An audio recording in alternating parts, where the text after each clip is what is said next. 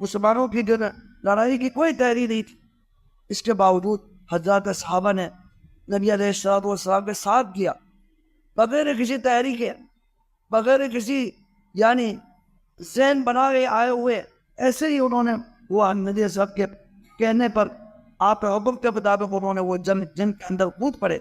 اور اللہ تبارک و تعالیٰ نے اس وجہ سے، ان کی بہادری کی وجہ سے اللہ سبحانہ و تعالیٰ نے ان کے شان عظمت کو بیان فرمایا۔ بلکہ اللہ سبحانہ و تعالیٰ کے نبی علیہ السلام نے فرمایا کہ اللہ تبارک و تعالیٰ نے ان بدری صحابیوں سے یہ فرمایا تھا کہ اللہ تعالیٰ نے تمہارے گناہوں کو بخش دیا ہے، اعملوا ما شئتم، جو مرضی آ جائے تم کرو، اب اس کے بعد تمہیں کوئی بھی وہ بھی جو کرو گے تمہیں کوئی نقصان نہیں ہوگا، کیونکہ اللہ تعالیٰ نے تمہیں بخش دیا۔ اتنی عظیم اعزاز ان کو حاصل۔ اسی طرح بعد میں صلح حدیبیہ کے موقع پر 1400 صحابہ کرام موجود تھے،